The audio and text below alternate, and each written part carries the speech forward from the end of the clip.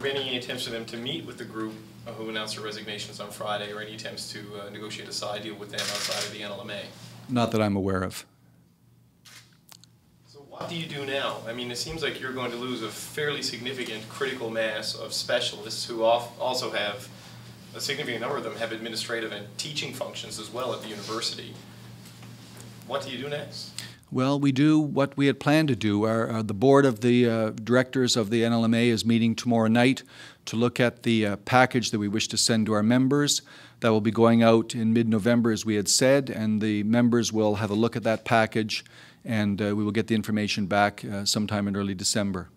Given that this package, as being presented to your members, is unsatisfactory to a significantly vocal group, at least of your specialists, will you be sending a recommendation to reject the government's offer, or will you be sending it out with no recommendation at all? Yeah.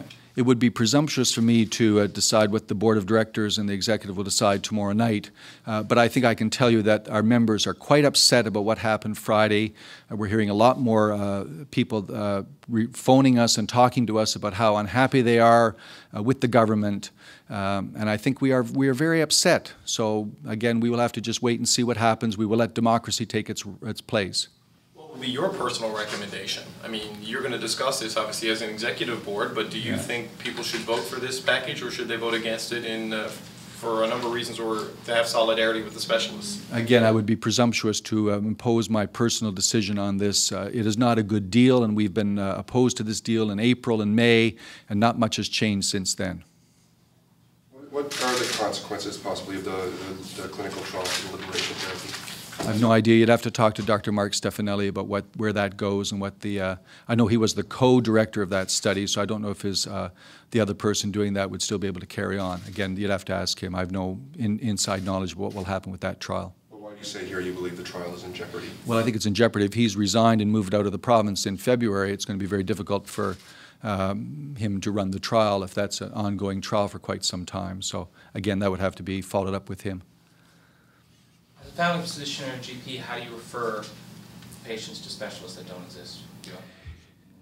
It's very difficult. The waiting lists get longer, and if there's other of their colleagues here, then you join the queue for those other few colleagues that are still here. And you know, as we said, there are many of these people have been underfunded for understaffed for a long time. So there's been very few internal medicine specialists. So to lose 2 general internal medicine specialists means that patients we wish to have seen by general internal medicine will have to wait in a longer queue for some of the other people who are still remaining.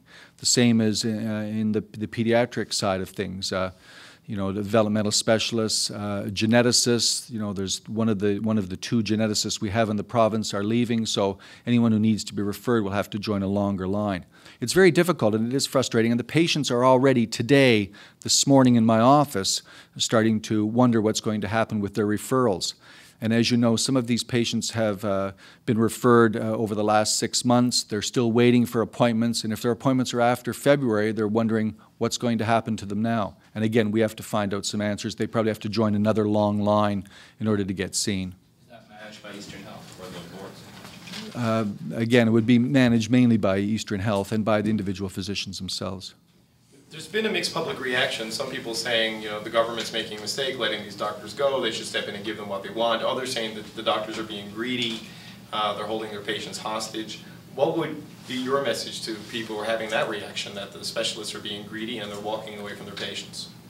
Well, as the specialists have already said, they have many reasons for leaving, and some of it is because of the frustration of trying to provide good care for the patients of this province. And eventually, at some point, if you're overwhelmed, if you're always on call, if you're constantly short-staffed, the quality of care you can provide to your patients suffers. And I think that's why a lot of them have decided to leave. It is very upsetting for those specialists to leave because they know their patients are going to have to wait longer to be seen. But I think there's many different reasons. I think the greediness is not a factor when I speak to these people. These people all love Newfoundland. A lot of them have been here a long, long time. This is their home, and for them to leave is just an example of the frustration they are feeling.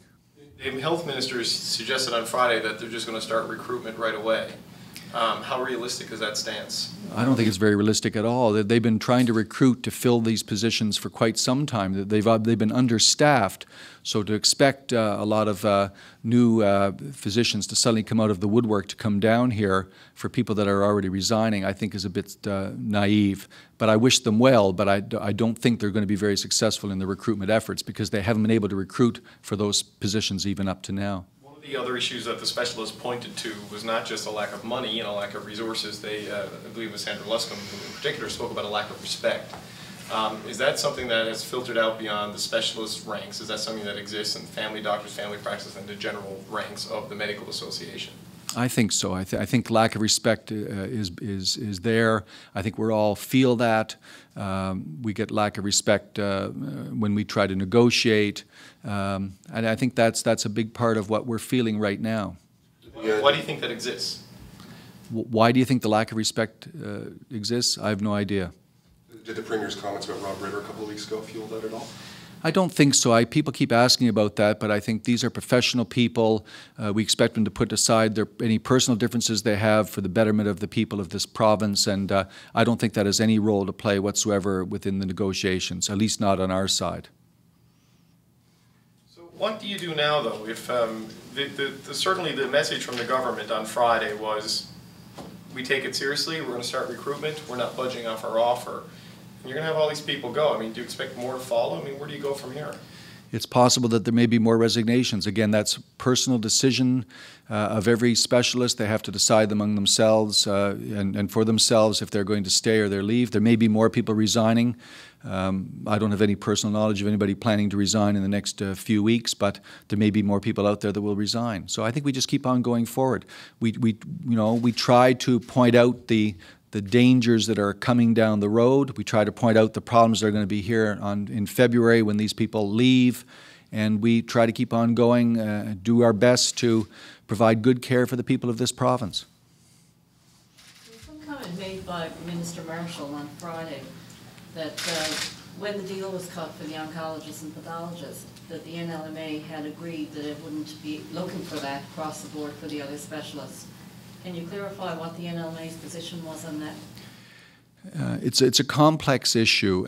I was on the board of the NLMA at that time, and there was no time that we ever felt that this was a one-time only. That is impossible. We were very upset at the time that you created a two-tiered system. Up to 2008, when that offer was made, all of the salaried specialists were on the same pay scale.